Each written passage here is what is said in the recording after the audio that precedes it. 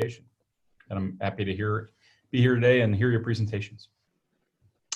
Hello, Nevada. My name is Dan Wong. I'm a retired attorney and former judge. I'm also on the National Board of Directors for the Center for Civic Education. I live in Boise, Idaho, and I'm very happy to see you all. My name's Myron Yoder. I'm the chairman of the Professional Standards and Practices Commission for the Commonwealth of Pennsylvania, and a 37-year educator from the Allentown School District where I taught We the People. So welcome, and you are? Good morning, we are Reno High School's Unit 6. My name is Amanda Williams. After high school, I will be going on a 6-month mission trip with Youth with a Mission in Mazatlan, Mexico. My name is Cameron Albright. I will be attending the University of Colorado Boulder. My name is Elena Lee. I will be attending the University of Nevada. And my name is Katie Cahill. I will also be attending the University of Nevada. Our unit coach is Mr. Denny Martindale, and our teacher is Mr. Richard Clark. All right, great. I'll read the question and give you time for your opening statement. We've selected question number 1. In 1963, Dr. Martin Luther King said, "Never in history of this nation have so many people been arrested for the cause of freedom and human dignity. What lessons can be learned from the Children's March in Birmingham, Alabama? What is civic engagement, and what is its significance in American history? What responsibilities, if any, do schools have to promote civic engagement?" You may begin. You are failing us, but the young people are starting to understand your betrayal. The eyes of all future generations are upon you, and if you choose to fail us, I say we will never forgive you. Change is coming, whether you like it or not. In a speech at the UN Climate Action Summit, 16-year-old Greta Thunberg spoke for youth climate activists around the world, spearheading one of the largest youth movements in modern history. However, this is not unheard of, as youth movements have been uniquely pivotal in shaping American history, and will continue to do so long into the future. In 1963, over 2,500 students walked out of schools to protest segregation under the leadership of Martin Luther King Jr., communicating through DJs the language of the youth and word of mouth, exercising their First Amendment rights. When they marched, it showed the whole country the power of youth and the impact they had in their future, teaching the next generations the power of nonviolence, the use of Mahatma Gandhi's Satyagraha, The importance of persistence in the face of resistance, and that their protests call attention to the wrongs of society. In the essay on the duty of civil disobedience, Henry David Thoreau wrote, "The authority of government is still an impure one. To be strictly just, it must have the sanction and consent of the governed. Civil disobedience is necessary when an unjust government is violating the rights of the people.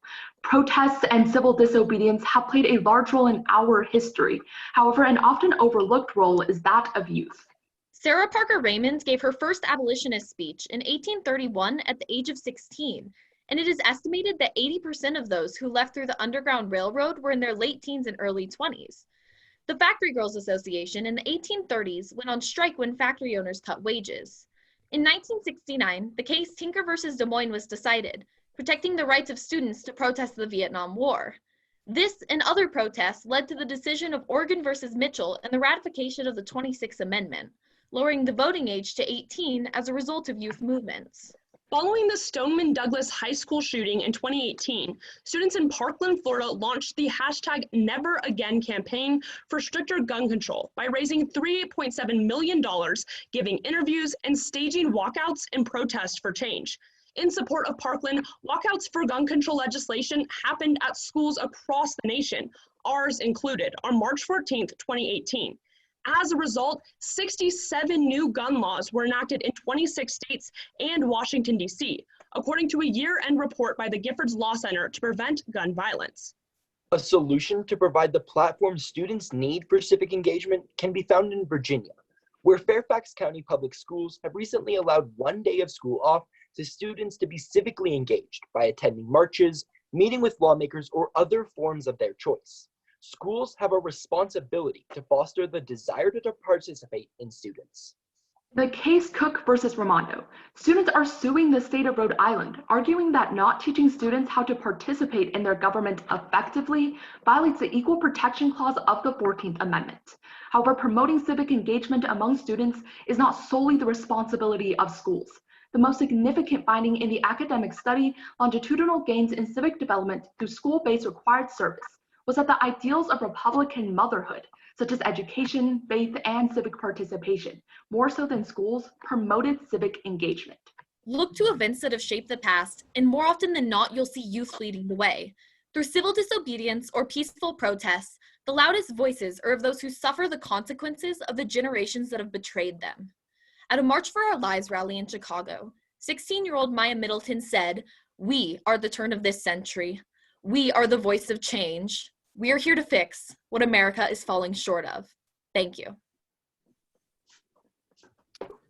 Thank you. So as we kind of struggle with these questions and these issues, I'd like to ask you, what is the common good, and can the common good differ from state to state or country to country? The common good today is very specific, especially in a time of emergency like we are in now. The common good is benefiting the health of the public, and we can see specifically with this, the balance of the common good versus individual rights has been seen in stare decisis with cases limiting fundamental rights for limiting individual rights for the common good, with Smith versus Avino in the 11th Circuit in 1996 as a response to Hurricane Andrew. It ruled that the right to protest and the right to travel could be limited for the common good as a stopgap measure. And the common good can absolutely vary between states and between regions, because what's good for a large populated urban city can be very different from what's the common good for a small rural city. And so we have to act accordingly in making decisions with that as well. Additionally, with examples such as the climate strike and gun control, all of these different issues have different goals and different causes. So therefore, there are also different ways of interpreting the common good in those situations. My question is the following. Are the protesters against the governor's stay-at-home orders acting in appropriate or inappropriate civic engagement? Be specific. When it comes to civil disobedience, it is very important in the steps of Satyagraha, Mahatma Gandhi and Martin Luther King Jr. outlined that it's very important that the protesters are trained before they do anything. We can see with successful youth movements and successful movements in general, like the Children's March, this training happened before anything else. Unsuccessful movements like Occupy Wall Street in 2011 were because there was no training beforehand. And today there is not a lot of training. It's not an accurate representation of what civil disobedience ought to genuinely look like.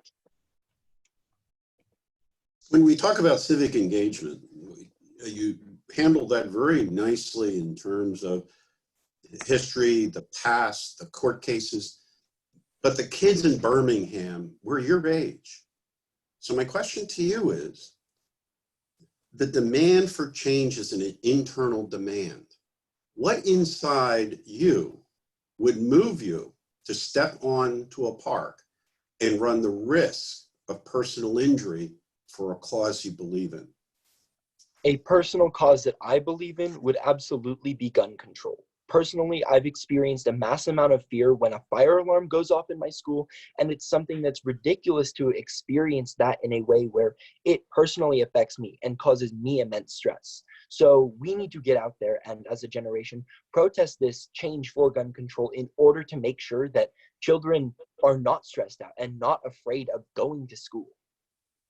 I would fight for LGBT rights, and it's a community that I am a part of. I'm lucky to live in a very tolerant community, but if things took a turn for the worst, I would absolutely be willing to fight for my rights for equal standing as a person in marriage and in just living day-to-day life. And for me, the climate strike and the climate movement is very important to me because I realize that it will greatly impact our future. And if we don't have a healthy and safe environment to live in the future, then it's greatly impacting the youth, including myself. So that's a cause that I'm willing to fight for. As of right now, the restrictions on the right to peacefully assemble as churches, I do believe in and I do believe are necessary, but if they were to extend to become arbitrary, that is something that I would be willing to civilly disobey and fight for the right to assemble as churches. So in the demands that you've just now said that I want, I'm willing to sacrifice, do you see that would to violence? Did you ever see causes you would fight for that you would believe so much that violence would be the next step?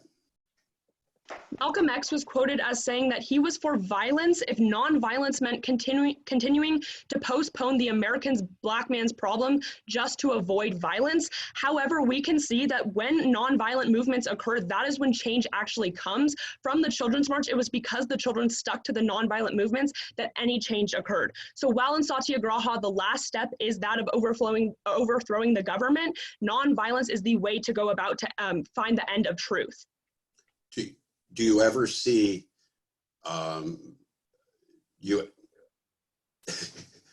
Scott or Dan? I'm searching for words right now. Go ahead, Scott.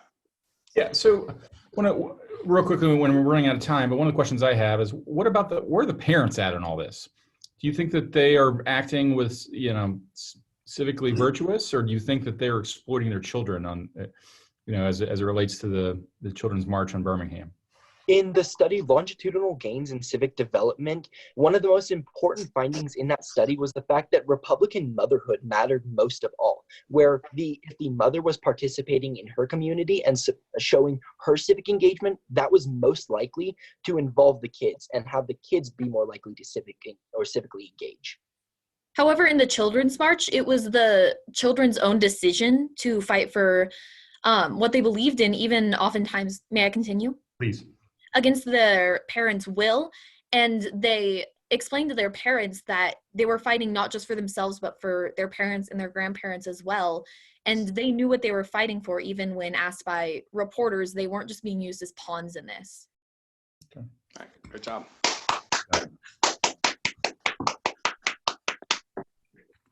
I thought you all did a great job. I particularly appreciated your quite frankly, your citation to that was the New Hampshire lawsuit based on due process. I'm be thinking about that for a while. I think you cover the gamut in terms of your examples, in terms of your knowledge of information. So nicely done. Thank you.